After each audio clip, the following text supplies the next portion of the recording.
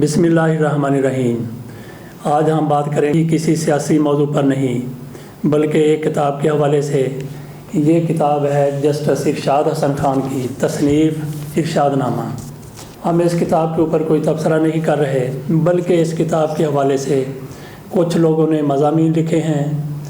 कल एक मज़मून यासर पीरज़ादा साहब की तरफ से लिखा गया।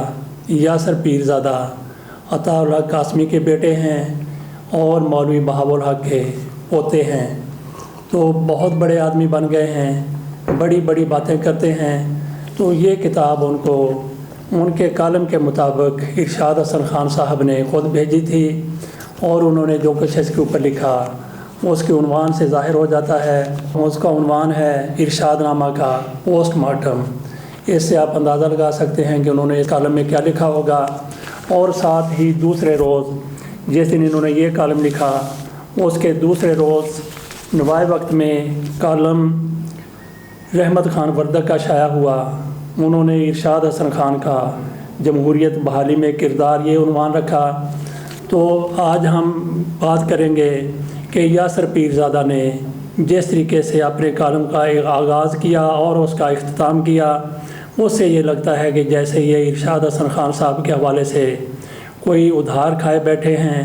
हालांकि किताब इरशाद हसन ख़ान साहब ने ख़ुद उनको भेजी थी। इस मौजू पर बात करने के लिए हमारे साथ मौजूद होंगे साजिद ख़ान साहब। जी साजिद ख़ान साहब। जी फजल साहब, सवाल तो आपका किताब के हवाले से भी है और इसमें कासमी साहब का भी जिक्र है जो कासमी फैमिली की तीसरी पीढ़ी से हैं। मौलाना बहाउल हक कासमी साहब तो बड़े शरीफ नफ्स इंसान थे। उसके बाद तरक्की करके जब उनके बरखुरदार आए तो उन्होंने दीनी लिहाज से भी तरक्की की और दुनियावी लिहाज से भी तरक्की की। और उनके तमाम तर चीज़ें जो हैं हमें यासर पीरज़ादा में नज़र आती हैं। एक सरकारी अफसर हैं, ब्यूरोक्रेट हैं और उर्दू अखबार में कॉलम भी लिखते हैं। तो उन्होंने जो कॉलम लिखा है मुझे बड़ी हैरानगी हुई इस वजह से कि इरशादनामा जो है वो याददाश्तें हैं असल में जज साहब के, और उन्होंने मेरा ख़्याल इंतहाई ईमानदारी से अपनी तमाम तर मामलात को बयान किया है। और ये बयान इसलिए भी ज़रूरी था कि तारीख़ में जो बाकी किरदारों का हिस्सा था वो वाज़ेह हो सके। और मैंने भी इस किताब को पढ़ा, मेरे पे भी मेहरबानी फरमाई जज साहब ने मुझे किताब भिजवाई। एक बात तो बहुत वाज़ेह है कि जब ये मुकदमा जज साहब के सामने पेश हुआ था तो जो सरकारी वकील था उसने कहा था कि जनाब जो कुछ हो चुका है क्या उसे वापस किया जा सकता है। ये सबसे आम सवाल था। अगर तो वापसी का मामला होता और गुंजाइश निकलती तो मेरा ख्याल जज साहब वो करते। वापसी बहुत मुश्किल होती है जब आप कुछ कर देते हैं, जब एक दफ़ा तीर निकल जाए वापस नहीं होता।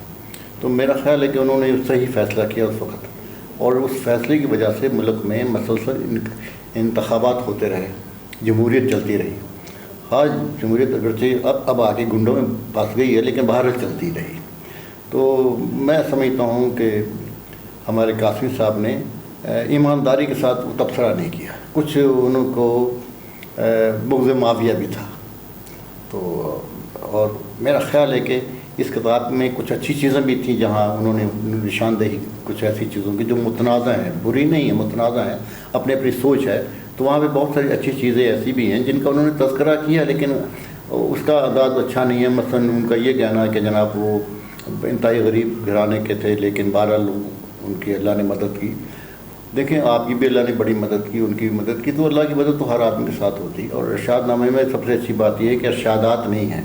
बहुत से लोग समझते हैं इरशाद हसन ख़ान साहब ने जब वो चीफ जस्टिस पाकिस्तान थे उन्होंने ज़फ़र अली शाह केस में मुशर्रफ को बग़ैर मुशर्रफ की ख्वाहिश के आइन में तरमीम का इख्तियार दे दिया और उनको इलेक्शन करवाने के लिए भी 3 साल दे दिए। इस सब की वजाहत उन्होंने अपने इस किताब में कर दी है और इसका मैं भी एक विटनेस हूँ। मुझे भी ये था कि इरशाद हसन ख़ान साहब ने ये 2 चीज़ें की हैं। मेरी इनके साथ पहली मुलाकात हुई तो उन्होंने जो वजाहत की मेरे सामने, तो मैं ये तस्लीम करने पर मजबूर हो गया कि वो जो कह रहे हैं दुरुस्त कह रहे हैं। लेकिन मैं बड़ा कानूनदान नहीं हूँ, कानून को इतना नहीं समझता हूँ। मैं तो एक अखबार नवीस हूँ। तो इस हवाले से हो सकता है कि कानूनदानों की राय कुछ और हो। लेकिन सईद आसिफ साहब नवाए वक्त में कालम लिखते हैं, डिप्टी एडिटर हैं और वो वकील भी हैं। اس کے علاوہ بھی بڑے بڑے قانون دان ہیں۔ آپ مجھے یہ بتائیں کہ آج کے جو چیف جسٹس ہیں گلزار احمد خان صاحب، ان سے بڑا قانون دان کون ہے؟ اعتزاز احسن سے بڑا قانون دان کون ہے؟ اور یہ ایس ایم ظفر صاحب سے بڑا، اور دیگر بھی بہت سے لوگوں نے اس کتاب کے اوپر تبصرہ کیا ہے، اس کتاب کے اوپر کتاب کے اندر انہوں نے اپنے ریمارکس دیے ہیں۔ تو سارے کے سارے لوگوں میں سے بہت کم ہوں گے، حامد میر صاحب نے بھی اس کے اوپر تبصرہ کیا ہے، تو 60 کے قریب اس کے اوپر تبصرے شائع ہو چکے ہیں۔ تو میں یہ سمجھتا ہوں کہ اس کتاب کے انیشیٹو میں جج صاحب کو اس طرف لانے میں سمجھتا ہوں کہ اس میں میرا کردار بھی ہے، اس کتاب میں، جس کا انہوں نے کتاب میں دوسرے ایڈیشن میں انہوں نے اس کا ذکر کیا ہے، پہلے میں نہیں کیا تھا۔ تو بہرحال تو ایک کوئی بھی وجہ ہو، تو پھر رحمت خان وردگ صاحب نے جس طرح کہا ہے، انہوں نے اپنے طور پہ بھی، اور انہوں نے بھی سعید آسی صاحب کا حوالہ دیا کہ سعید آسی صاحب نے کہا کہ مجھے بھی یہ پہلے غلط فہمی تھی کہ جج صاحب نے یہ، لیکن جب جج صاحب کی انہوں نے بات سنی اور کتاب پڑھی تو وہ بھی دور ہو گئی، تسلیم انہوں نے کر لیا کہ واقعی ان کا فیصلہ درست تھا۔ تو آپ نے بات کی ہے کہ یاسر پیرزادہ صاحب یہ اپنے بغض کی وجہ سے، تو ان کو جسٹس ارشاد حسن خان صاحب کے بارے میں کیا بغض ہو سکتا ہے؟ نہیں سر، اصل میں بغض تو اس حوالے سے لفظ استعمال کیا گیا کہ جو کچھ لکھا گیا انہوں نے اپنے کالم میں، اس میں انہوں نے ارشاد حسن خان صاحب سے صفائی مانگی ہے۔ جی، اصل میں بات یہ ہے کہ جو کچھ اب لکھا جا چکا ہے اس کی صفائی کیسے؟ اچھا، تو یہ ہے ان کے اوپر جو الزام لگتے ہیں یہ صفائی دیتے ہیں اپنی، وہ تو صفائی دینے کے لیے تیار ہیں، انہوں نے اپنی صفائی ایک طرح سے دے دی ہے۔ بالکل بالکل بالکل۔ لیکن اب پیرزادہ صاحب جو بہت سارے کالم لکھتے ہیں اور بہت سارے متنازع کالم لکھتے ہیں، تو اگر میں ان کا پڑھنے والا ہوں تو میں ان سے پوچھنے کا حق رکھتا ہوں کہ جناب آپ نے کس تناظر میں بات لکھی؟ اور ہمارے جو عموماً جو کالم نویس ہیں وہ صفائی پیش نہیں کرتے، اور اس کی میرے خیال ضرورت نہیں ہے کہ آپ اپنی صفائی پیش کریں۔ نہیں، کالم کے نہیں، جو آپ نے کہا کہ سرکاری نوکری میں کرتے ہیں، اسی طرف آ رہا ہوں جی، کہ جب ان سے پوچھا جاتا ہے کہ آپ دو کام کر رہے ہیں، کہ آپ سرکار کے ملازم بھی ہیں اور کالم بھی لکھ رہے ہیں، اور پھر بعض کالموں میں سرکار کے اوپر آپ تنقید بھی کرتے ہیں، اچھی یا بری، تو دو کام اس طرح سے نہیں ہو سکتے۔ اب اس کی ہم دوبارہ واپس آتے ہیں کتاب کی طرف۔ کتاب لکھنے کے بعد آپ کتاب پہ تبصرہ کرتے ہیں، آپ تنقید کرتے ہیں اسلوب کے حوالے سے، معلومات کے حوالے سے۔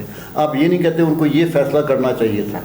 اصل میں یہاں پہ انہوں نے یہ کہا ہے کہ جناب مارشل لا لگ گیا تھا، اس کی مخالفت ہونی چاہیے تھی، اور انہیں یہ فیصلے کرنے چاہیے تھے۔ بھائی وہ کون سے فیصلے جو آپ کو معلوم ہے انہوں نے نہیں کیے۔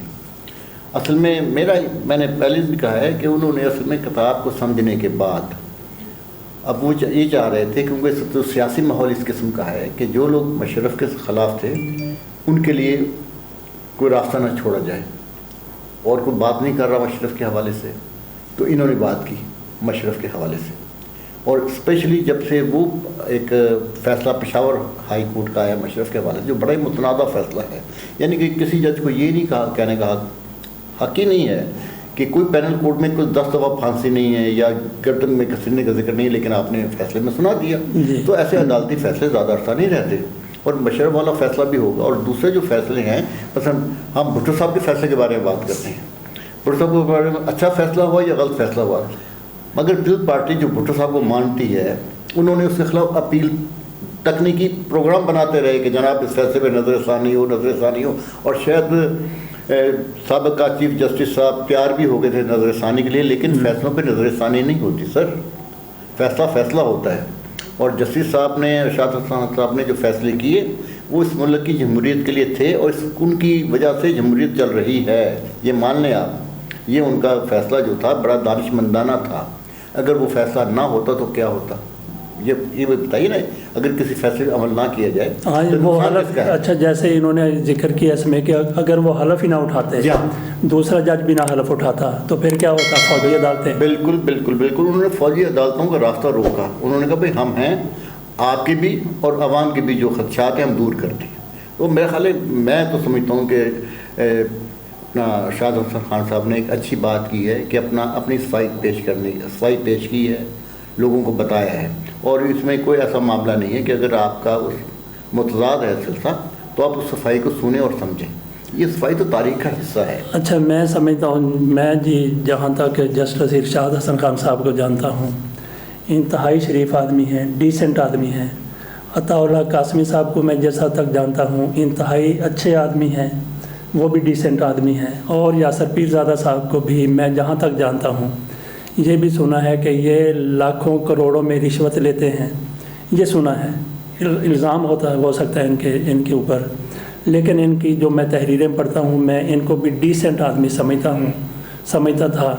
لیکن یہ جو ان کا کالم دیکھا ہے تو اس میں انہوں نے یک طرفہ طور پر میرا خیال ہے کہ بلے بلے کروانے کے لیے لوگوں سے یہ کالم انہوں نے لکھ دیا۔ اب بالکل دیکھیں نا، آپ نام رکھا ہے انہوں نے پوسٹ مارٹم۔ اب دیکھیں پوسٹ مارٹم عموماً جب کیا جاتا ہے وہ قتل کا ہوتا ہے جی، پھانسی کس کو، کسی نے خودکشی کر لی، کسی نے قتل کر دیا، ان معاملات میں، یعنی کہ وہ پوسٹ مارٹم کا مطلب یہ ہوتا ہے کہ آپ تلاش یہ کرتے ہیں کہ آخر اس بندے کے مرنے کی وجہ کیا تھی۔ تو انہوں نے اس کالم میں کتاب کا پوسٹ مارٹم کیا، مجھے سمجھ نہیں آئی کہ کس حوالے سے انہوں نے پوسٹ مارٹم لکھا ہے، لیکن وہ انگریزی کے حوالے سے سوچا جائے تو جو پوسٹ کا تو ذکر کر دیا، یہ مارٹم کیا بلاتے ہیں جس کا انہوں نے ذکر کیا، میری سمجھ میں نہیں آتا کہ یہ انگریزی کا لفظ اس اردو کالم میں کیوں انہوں نے لگا دیا۔ جناب ساجد خان صاحب سے ہماری بڑی مفید گفتگو ہوئی ہے اس کتاب پر۔